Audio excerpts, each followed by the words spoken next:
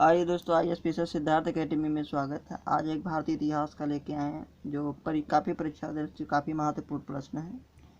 तो चैनल को like, subscribe और शेयर जरूर कर दीजिए। इस टाइप से क्वेश्चन हमेशा पीसीएस में और आईएएस में एक दो जरूर आ जाते हैं। और बीईओ हो या फिर एसएससी हो या 10+2 या ग्रेजुएट लेवल या एसएससी जीडी हो या फिर काफ़ी इस टाइप से वनडे एग्जाम में इस टाइप से क्वेश्चन काफ़ी आते हैं। और पीसीएस प्री में तो 2-3 क्वेश्चन यहाँ से ज़रूर आते हैं। तो देखिए क्वेश्चन, मगध राज्य का उत्कर्ष वेरी इंपॉर्टेंट है। और तो संस्थापक कौन था मगध का? तो बृहद्रथ था। तो ये क्वेश्चन आएगा कि मगध राज्य का संस्थापक कौन था? तो बृहद्रथ था। राजधानी क्या थी मगध की? तो गिरिव्रज थी। यही क्वेश्चन आएगा कि मगध की राजधानी क्या थी? गिरिव्रज थी। ठीक, या गिरिव्रज किसके शासनकाल में जो थी? तो ये राजधानी थी तो बृहद्रथ के ही समय में थी। ठीक, ये क्वेश्चन दोनों हो गए। आगे देखते हैं। बृहद्रथ पहला राजा था जिसने प्रशासनिक व्यवस्था स्थापित की। बस कुछ नहीं पूछेगा, ये सब जगह पूछेगा, चाहे जितना छोटा एग्जाम हो चाहे जितना बड़ा एग्जाम हो, क्योंकि यहाँ प्रशासन तैयारी कर रहे। तो ये पहला राजा था प्राचीन काल का, यहीं से प्रशासनिक व्यवस्था चालू हुई थी। कहाँ से? मगध राज्य के उत्कर्ष से।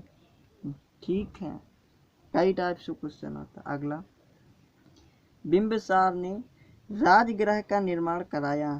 तो ये क्वेश्चन आएगा कि राजगृह का निर्माण किसने किया था या कराया था? तो बिंबिसार ने कराया था। अगला, बिंबिसार ने मगध पर लगभग 52 वर्षों तक शासन किया। तो ये क्वेश्चन बहुत इंपॉर्टेंट है कि बिंबिसार ने जो है कितने वर्षों तक मगध राज्य पर अपना शासन किया? तो 52, याद हो जाएगा। अगला क्वेश्चन, बिंबिसार ने राजवैद्य जीवक को महात्मा बुद्ध के सेवा में भेजा। ठीक, के लगा दे यहाँ पे। तो राजवैद्य कौन थे? जीवक थे, जो महात्मा बुद्ध की सेवा में भेजा था, क्योंकि उस समय महात्मा बुद्ध बीमार थे थोड़ा सा। तो ये उनके चिकित्सक थे जो बिंबिसार के दरबार में रहते थे, जीवक। तो उनकी सेवा के उनके इलाज के लिए जो है महात्मा बुद्ध के यहाँ भेजा या उनकी सेवा में भेजा। ठीक, अगला क्वेश्चन, बिंबिसार ने वैवाहिक संबंध स्थापित किया। तो ये भी बहुत सही बात है। तो इन्होंने जब वैवाहिक संबंध स्थापित किए तो इन्होंने शादियां बहुत कर डाली। बिंबिसार ने महाकोशला से चिल्लना क्षेमा से विवाह स्थापित किए थे। महाकोशला से चिल्लना से क्षेमा से विवाहित स्थापित किए, शादी भी की, पत्नियां थी इनकी। ठीक, अगला, बिंबिसार की हत्या उसके पुत्र अजातशत्रु ने कर दी।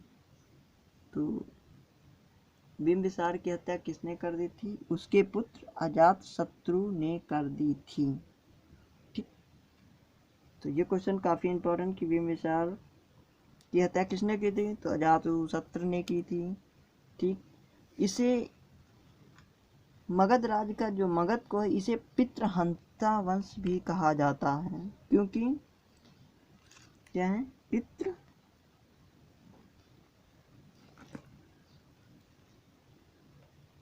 ये ऐसे लिख दो, पितृहंता वंश भी कहते हैं,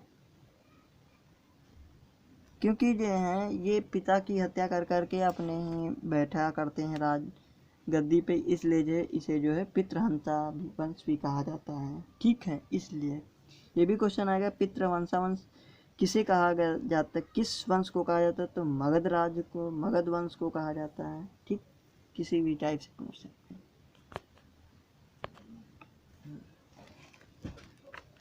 हाँ, फिर आगे देखते हैं।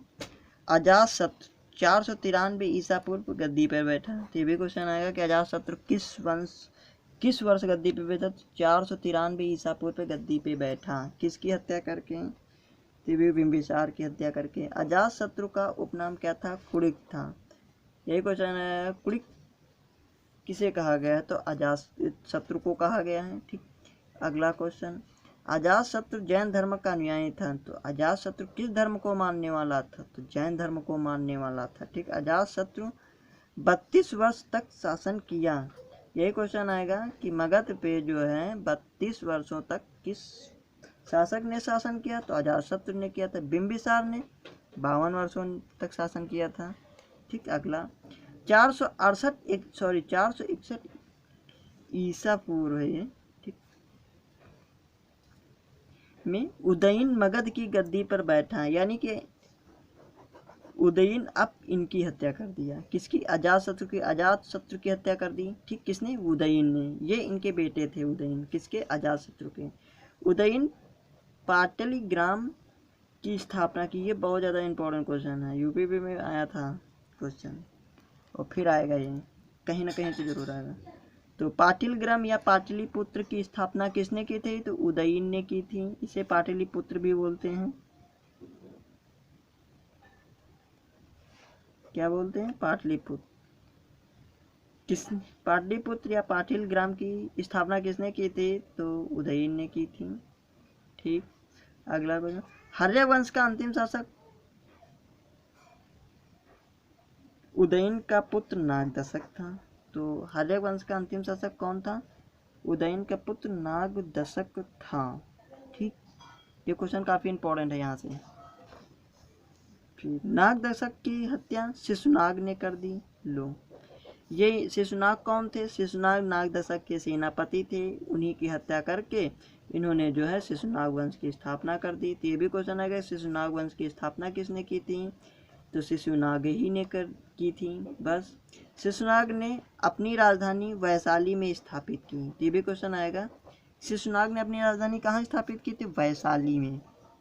ठीक, कहाँ? वैशाली में स्थापित की थी। ये भी काफी क्वेश्चन आता है।